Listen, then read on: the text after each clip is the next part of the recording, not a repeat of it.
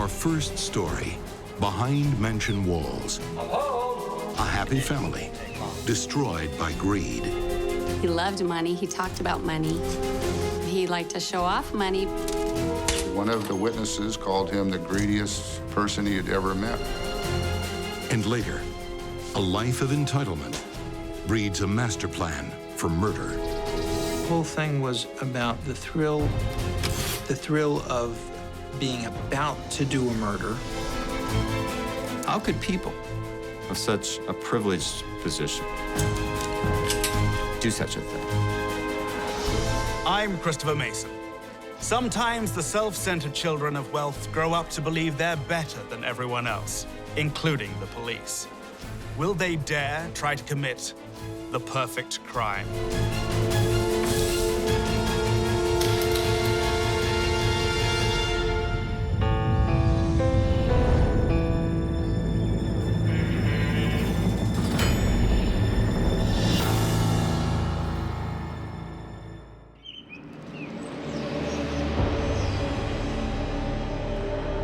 Fresno, California, 2 days after Easter Sunday, 1992. Homicide detective John Sousa is called to a bloody crime scene. He's stepping into a complex dance with a killer that will consume his life for the next 3 years. Come on, we'll do it. We looked into the kitchen area, and we seen a young lady laying face down. Then it appeared that she had been shot in the back of the head. She's quickly identified as Tiffany Ewell, a 24-year-old college student. Her father lies nearby. The next victim was Dale Ewell. He was lying in the hallway, face down, and also with one gunshot wound to the back of the head. And further down the hall, Tiffany's mother, Glee. Glee Ewell was shot 4 times. Twice in the back, 1 in the heart and 1 in the face. She was on her back. She had her car keys in her hand. Where's she coming or going? This wasn't, gangsters killing gangsters. This was something that happened in a nice neighborhood. It was something that happened to a nice family.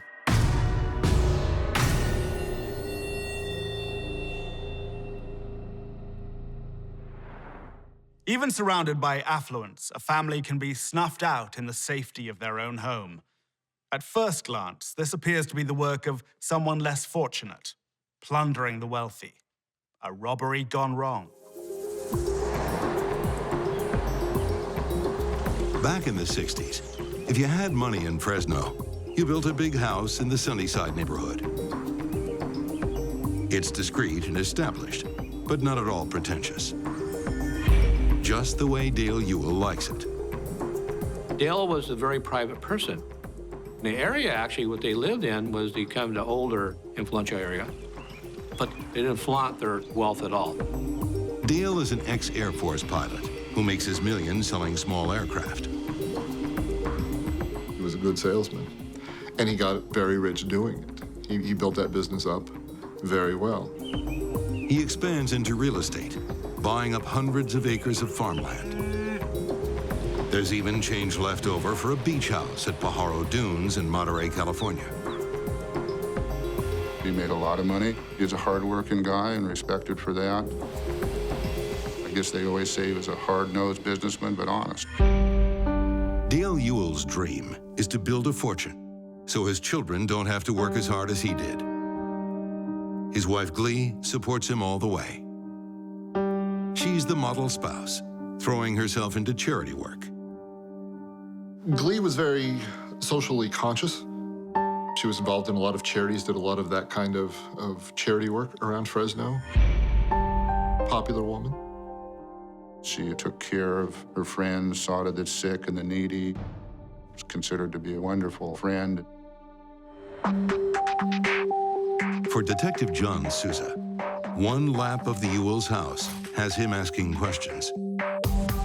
Is all this really the work of a burglar? Or is it just meant to look that way? I've been to a lot of burglary scenes. This has been ransacked. It was just a ransack, not a burglary. This wasn't a burglary. It was staged to look like a burglary. A family photo holds a vital clue. Dale and Glee Ewell had 2 children. Tiffany is lying dead in the hallway. So where on earth is her younger brother, Dana? It was the whole family except for Dana, the only son, who wasn't there. Dana Ewell is missing. Is he a hostage or a victim? While police search for him, forensic examiners piece together what happened on that fateful Easter Sunday. The investigation revealed that Tiffany got shot first. Glee heard her falling to the ground, came to that direction, seen the perpetrator, and took off running.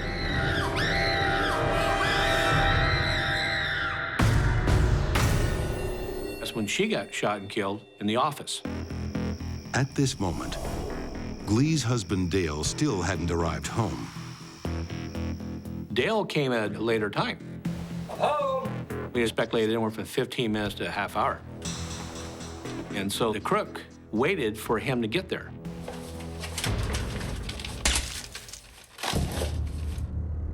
Startled cat burglars don't wait quietly for another person to come home. Hitmen do. This had been an execution. This was premeditated. This had been designed.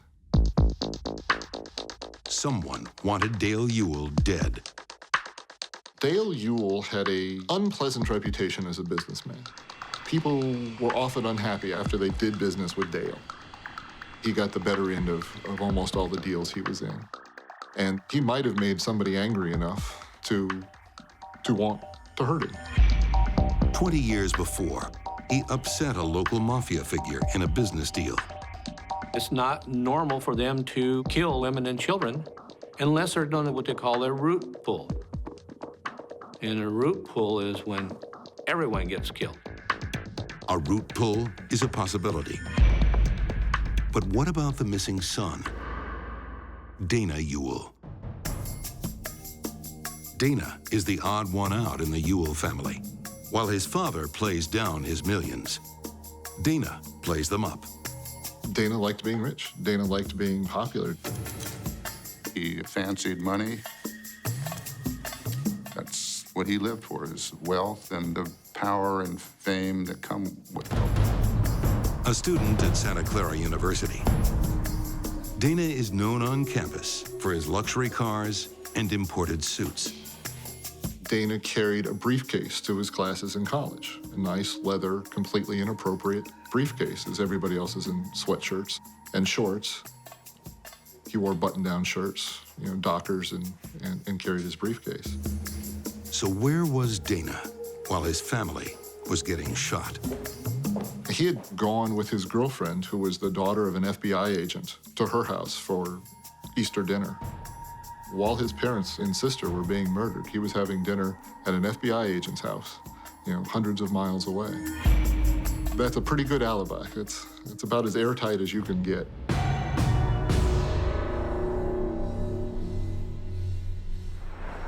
Dana Ewell seems strangely unaffected by the murder of his parents and sister.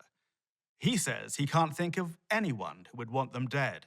But in the Ewells' blood-stained home, detectives begin to discover that the devil is in the details.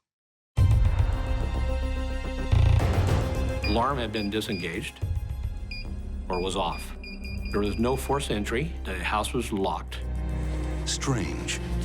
And there's also something odd about the bullets that are used to kill the Ewells. The thing they noticed quickly was these bullets had deep gouges down the sides. The striations on the marks indicated to us that it was a suppressor or silencer used. It's the preferred tool of a hitman. a silencer, so the neighbors won't hear. The bullets that were recovered, they were able to determine that they were from the box of bullets in the house. Dale Ewell and his family were killed with Dale's own bullets. But Dale's gun doesn't have a silencer. So that means someone came with a gun with a silencer and appeared to maybe use the bullets from the family to kill them with. You don't bring a gun to a gunfight or execution with no bullets in it, unless you know there's bullets there to get. And the execution theory begs one more question. Someone was here waiting for them, the family, to show up. So how did they know when they were going to show up, unless they had inside information?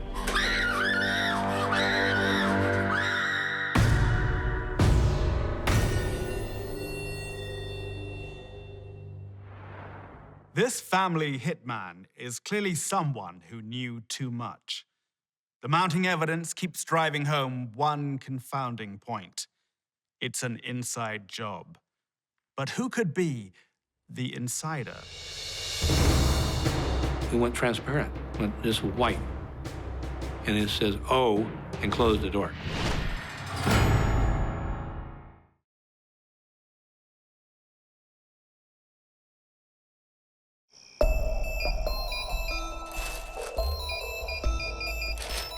Easter Sunday, 1992. It was an execution. The Ewell family returned from their beach house. I'm just gonna make a sandwich, I'm starving. One gunshot went to the back of the head. One by one, Glee had seen her daughter get shot. they are executed. They wanted the whole family killed. By a killer who seemed to know just when they were coming home. The purpose of the killing was not some random act, but it was an intentional killing of the entire family. A cold-blooded hit on a wealthy family, carefully planned, with inside knowledge.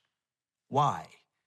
Is it a grudge, a mob hit, or simple greed? Dale Ewell is said to have had a tangle with a local gangster. I was familiar with this alleged mafia figure. He's considered a hothead. He would not have waited 21 years to kill the family. And then, secondly, he wouldn't kill the family. His anger was on Dale Ewell, not Glee or Tiffany. This time around, the mob's hands are clean. But Detective John Sousa has his eyes and ears wide open. The day after his entire family has been discovered shot dead, 19-year-old Dana Ewell returns to his family's home. Who's that? That was your mother. And so we go through this house, and there's several things that are just very strange. What are they doing? The first thing that turned their heads his way was when Dana walked through his mother's blood, You can't go in there. rather than step over it like almost any other victim would do. We thought that was unbelievable. Hey, where's he going with that? I want an itemized list of everything that's taken from this house. No tears, I'll see what I can do. no emotion at all. Just like it's all, everything is matter of fact. Now suspicious, detectives comb through Dana's past. They discover a young man whose heart only beats for one love: money. He wanted to be successful. He loved money. He talked about money. He liked to show off money. Marcy Bonilla dated Dana in junior high. He would lie when he could get away with it. He would manipulate. He just wasn't a very trustworthy person. Marcy remembers Dana's strange fixation with his wealthy father. It seemed like he would wear his dad's clothes. The pants he always wore were so big on him. One day he wore his dad's Rolex to school that would just hang from his arm. It was like he was trying to be his dad, I guess. Fill his dad's shoes. Once in college, this leopard does not change his spots. While he was in college, he got featured in one of the local papers as a self-made millionaire. Check this. You know, that he sold airplanes and he built this business up and made millions of dollars, and that he was doing stock deals between classes while he was in high school. It was all a lie. Wait, you made this up? Hey, jump in. Give you a lift to class. Okay. I'll see you guys later. He had claimed all these things that his father had done. He was sort of taking his father's legacy, if you will. Hey, Junior, you ready, old man? Dana wants to be just like his father. Not because he loves the man, but because he loves his money. Good luck, Pop. They asked themselves, why would he do this? What was the motive? The family's wealth was a strong motivation. I mean, there was millions of dollars in the family's estate that would go to Dana. Is $8 million motive enough for murder? And if it is, how was Dana able to plan the perfect crime? Well, I've observed one thing about the wealthy. They often rely on hired help. Well, I want an itemized list of everything that's taken from this house. Once the detectives started looking at Dana as a possibility because of the way he had acted, because of some of the things he had said, they obviously knew they needed to find the actual gunman because Dana's alibi was airtight. So they went to Dana's college and started asking around. At college, Dana plays the rich big shot, which makes one choice of friend very curious. Dana being the $200 shirt and $100 tie guy, he's running around a guy cut off Levi's and just a slob. This slob is named Joel Radovich. When I got a hold of him, I said, well, I understand that, you were good friends with Dana, and, his parents got killed. And I said, yeah, I heard that. And he goes, are you going to arrest me? That makes detectives suspicious. So then they started looking at how can we connect Dana to Joel, Joel to the murder.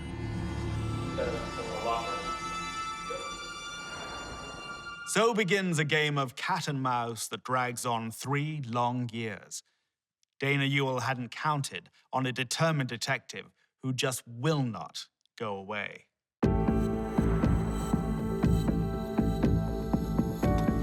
Dana made numerous comments to people that we would never solve this case because we're not smart enough, and that the only reason we were cops because we weren't smart enough to get any other job. If John Sousa wasn't already as motivated a detective as ever lived, them dishing him ramped it up. He was more determined than before to see this to its conclusion. This was boy against man. John Sousa is like a dog with a bone, and Dana's friend Joel is looking more and more like the hitman.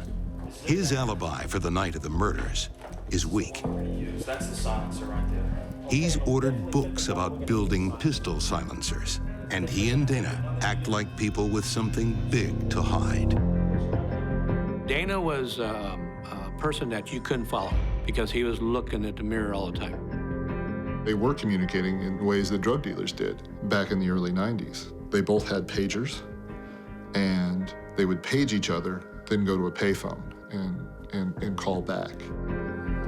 Those tactics may dodge a modern wiretap, but they're no match for old-fashioned eavesdropping. They'd have an agent go up and use the phone next to him, pretend to carry on a conversation, try and hear, Dana or Joel talking.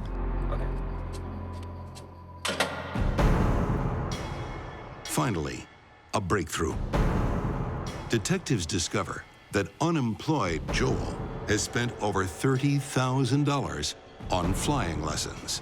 Dana was paying for them, and that was a significant amount of money, and we needed a money connection. Is this payment for murder? It's time to turn the screws.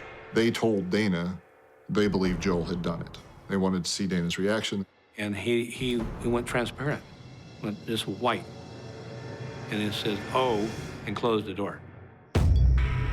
It isn't long before Dana and Joel hit the payphones again. As Joel starts his call, an undercover cop listens in. I'm starting to worry about this a little bit. Now they're starting to talk about the murder. I need to know if I can get charged in this whole three-shirt deal. Don't you talk to anybody. We obviously conclude that being the three bodies. Just lay low. There's one missing piece in this puzzle, Just calm down, all right? the murder weapon. Paranoid. Over time, the detectives found other people in Joel's circle of friends. Detectives discover that Joel Radovich had an illegal lockpick sent to a friend's house.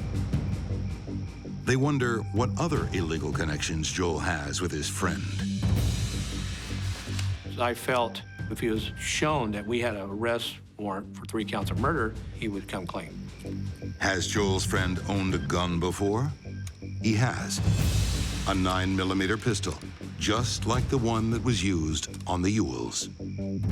He sold it to Joel Radovich, and after the murder, Joel gave him a confession.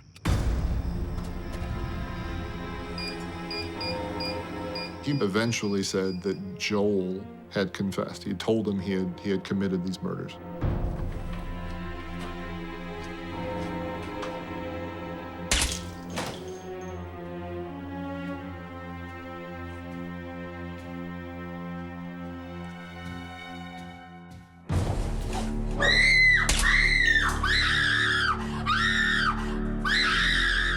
We retrieved the barrel, cleaned it up, and shot it, and positively identified it as a murder weapon.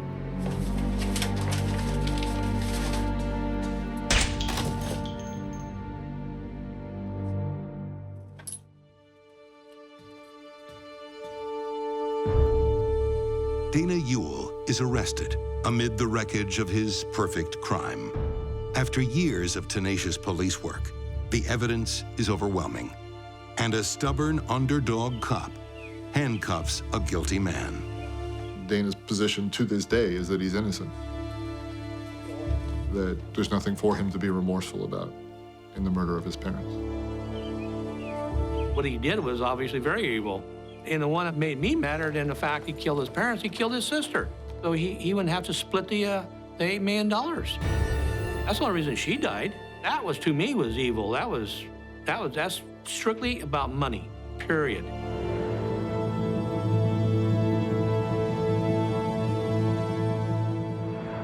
It was the height of arrogance. I'm smarter than those working-class cops. I'm Dana Ewell. Catch me if you can. But he was a rich little boy playing a man's game. Now Dana and Joel are serving life sentences with no parole. They will die in prison.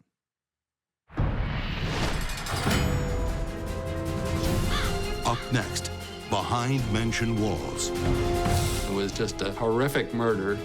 rich kids look for new kicks. The crime was every parent's worst nightmare. And play a deadly game. I think they principally did it for thrills.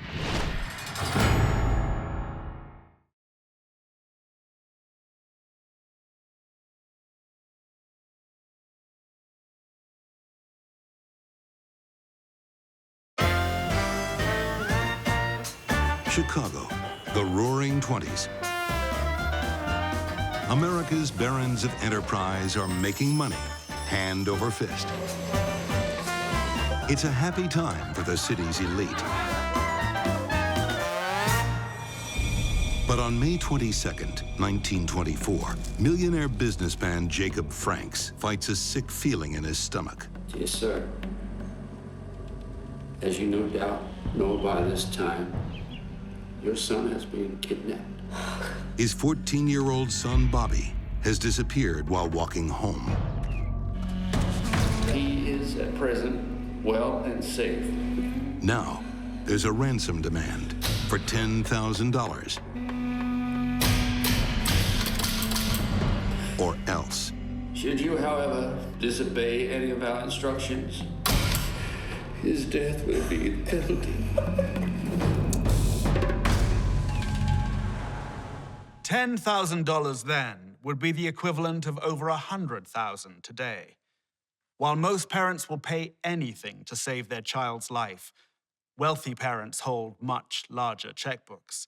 And the Franks would seem to have no trouble ponying up. Young Bobby Franks had the world at his feet.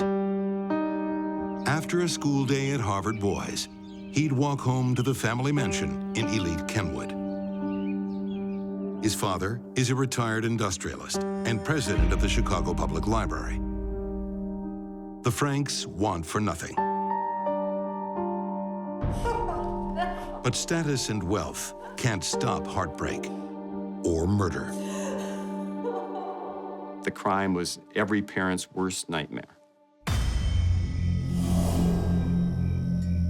Just hours after the Franks received the ransom note, Bobby's dead body is found in Wolf Lake, a remote parkland outside the city. He is beaten and horribly disfigured, as if acid has eaten his flesh. What could horrify parents more than the thought that their child, simply walking home from school, could be picked up and murdered?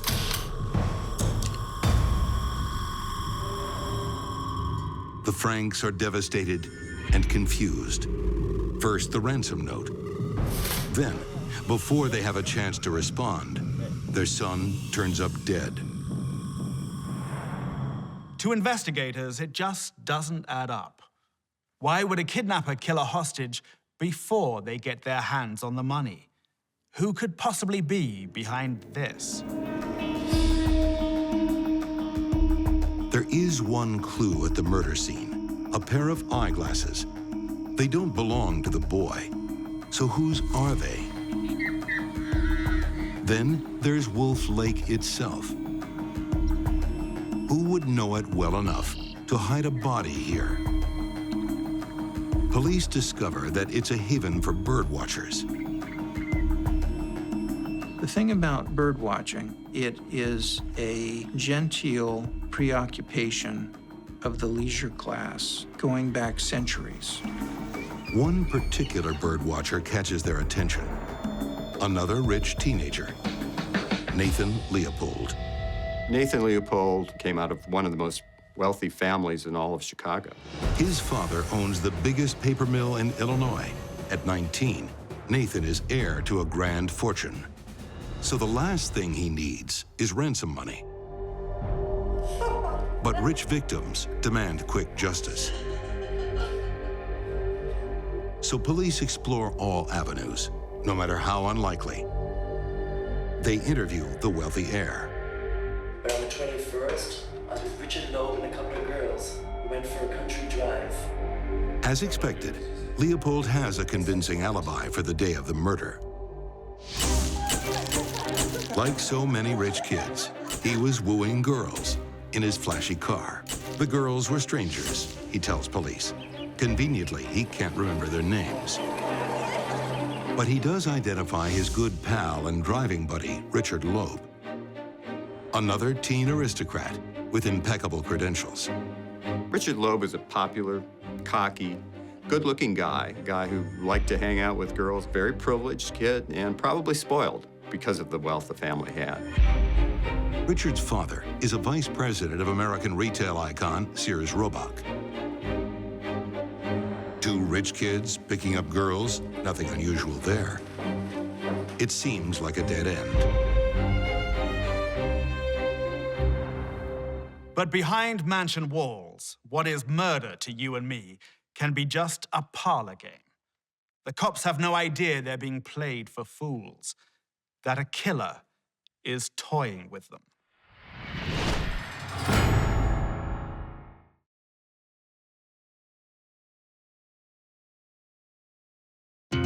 In 1920 Chicago, gangsters aren't the only residents with a taste for murder. They bludgeoned to death the 14-year-old Bobby Franks. They take out hydrochloric acid and pour it over Bobby Franks in the hopes of disguising the body. It was just a horrific murder.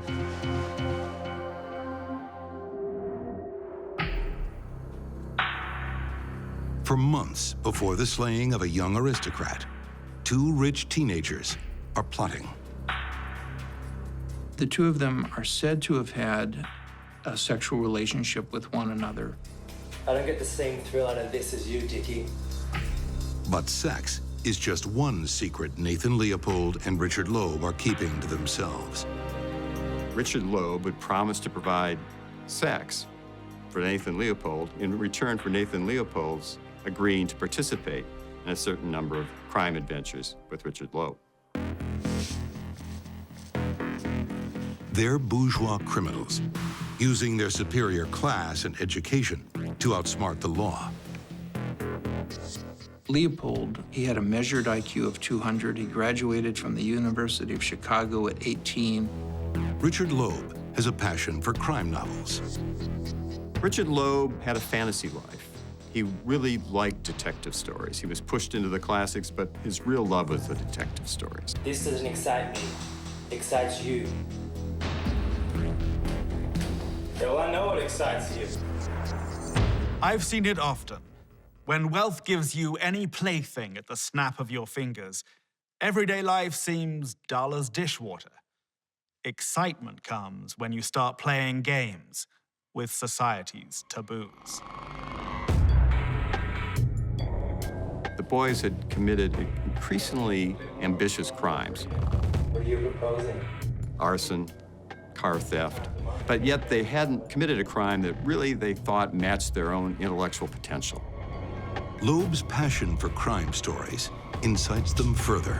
They wanted to commit the perfect crime, a crime that would be an elaborate crime, a crime that would make people say, wow, what a crime. And such others. Should you, however, Disobey any of our instructions. even slightly, So the finest education money can buy is perverted into kidnap and murder for an amusing goal: committing the perfect crime. I think every once in a while, the wrong people meet. And I think that's true for Leopold and Loeb. In the days following little Bobby's death, Leopold and Loeb's game is in full play. He was arrogant, selfish. Part of the fun is to be involved in the investigation. Loeb offers his opinions to journalists. I mean, if I was going to murder anybody, he's exactly the kind of cocky son of a bitch that I would pick. I think Loeb inserted himself into the story by talking to journalists, both as a way to stay close to it and try to get information from them. But these whiz kids aren't quite as smart as they think.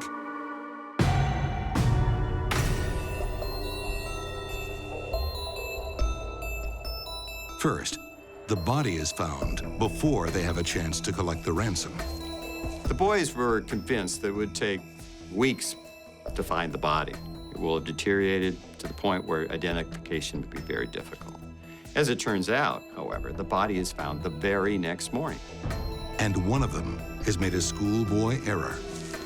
Police have been investigating those glasses. The lenses apparently were unremarkable. The frames were not remarkable, but the hinges on the frames were remarkable. Old-fashioned detective work brings a breakthrough. Only 3 people in Chicago were prescribed glasses with such an extravagant hinge. And one of them is none other than Nathan Leopold. Did you lose your glasses? No, Have you got them? not on me. For that to be discovered so quickly at a time when there's, of course, no computer, no DNA, none of the other crime methods was really extraordinary. Do you know how busy I am? I've got an appointment at 3 o'clock. As suspicion falls on Leopold and his friend Loeb, police challenge their alibi. Perhaps they weren't picking up girls the day of the murder, but their victim. The turning point in the investigation probably was when the Nathan Leopold family chauffeur came forward to police. He could prove that Nathan Leopold's car was sitting in his garage the entire day in which the crime was committed. Far from exonerating young Leopold, the chauffeur helps tighten a noose around his neck. after you.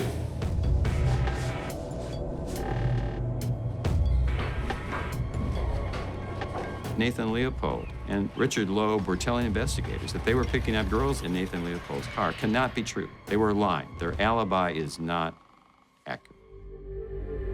It's no good holding out, Richard. Leopold is the owner of those glasses. Your alibi has fallen apart. Experiencing the kind of interrogation he relished as an avid crime reader, Richard Loeb crashes to earth. He realizes they haven't pulled off the perfect crime. Come clean. In fact, one imperfection follows the next. Typewriters are like people. They leave fingerprints with every letter. The ransom note was pecked on an Underwood machine, just like Nathan Leopold's. This is Daniel. The glasses, the false alibi, the ransom note trace. Who's smartest now? They thought the police were dullards, not in their league. Leopold and Loeb made their own rules and their own morality. Now the cops look like they're winning this game. But when it comes to trial, never underestimate the power of money.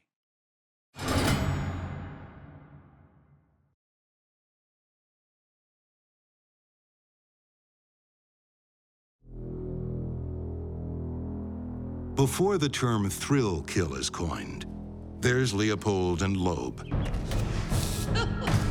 Two wealthy teenagers who want to commit the perfect crime for fun. But they miscalculate so badly, they're arrested within days. This is out of control. Do you even know who I am? And now, they're spilling their sordid story. Okay, I'll tell you all. Nathan Leopold and Richard Loeb don't just settle for hunting fox, quail, or pheasant like their wealthy friends. These two young men, heirs to millions of dollars, hunt an innocent child.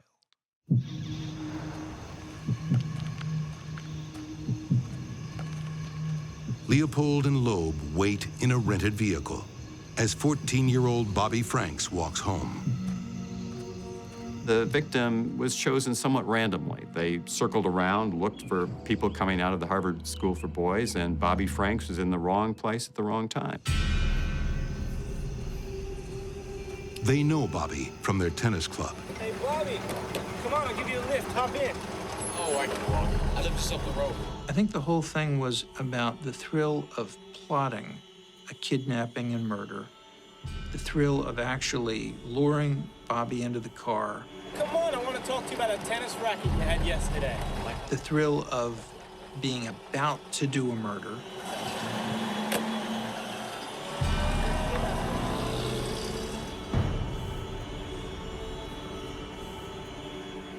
Once Bobby Franks is in the car, it's not long before the chisel comes out. Richard Loeb leans over that front seat and begins bashing the skull of young Bobby Franks. Come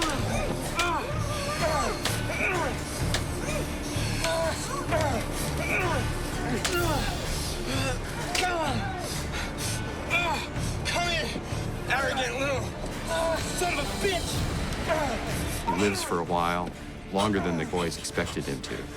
Eventually, Loeb grabs a cloth, sticks it in the mouth of Bobby Franks, and he dies, either of suffocation or blows. The clumsy murder is just the start to this imperfect crime. the fact that these two young men were so very smart didn't really give them much of an advantage. I've seen dumb criminals who made fewer mistakes than these two kids.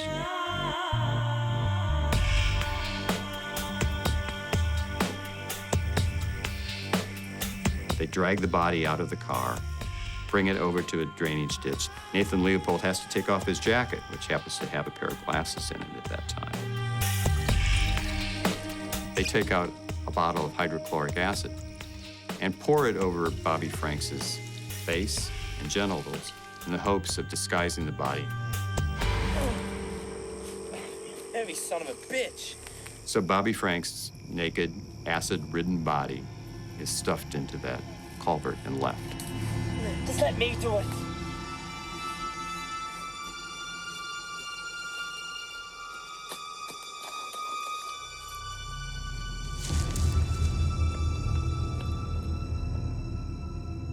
They wanted Chicago to recognize that the perfect crime had been committed, and they wanted to sit back and watch as people tried to figure out how this crime was committed and who committed it. They wanted to sit back and laugh at the futility of the investigators. Now, as they await trial, no one is laughing. They've completely tarnished the reputation of Chicago's elite. The city is horrified. How could people of such a privileged position do such a thing? What's wrong with these families? What's wrong with our society that such a thing could happen?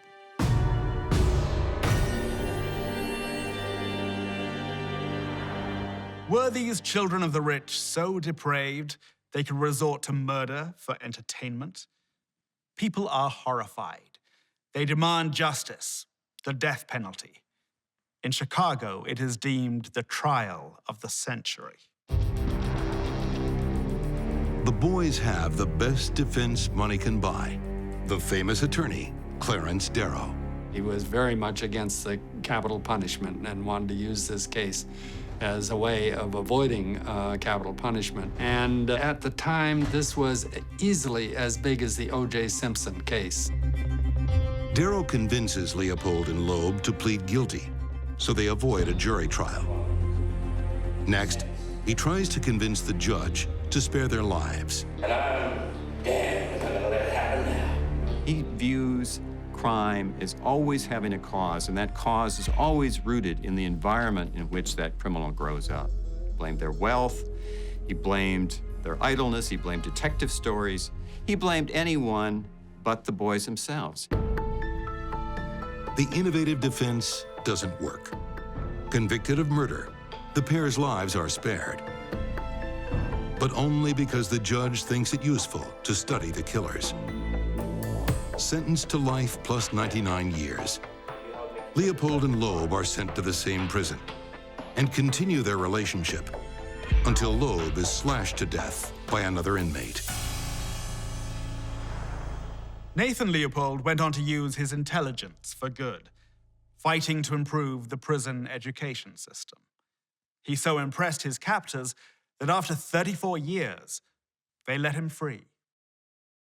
Leopold moved to Puerto Rico and lived quietly until 1971, when he died of a heart attack at age 66. Bobby Franks would have been 61. Born into a world of money, these children grew into deadly offspring. Dana Ewell was possessed by an ice-cold greed. For Leopold and Loeb, it was all about ego. These sons of wealth played life as a lethal game, a quest to commit the perfect crime. Till next we meet, behind mansion walls, I'm Christopher Mason.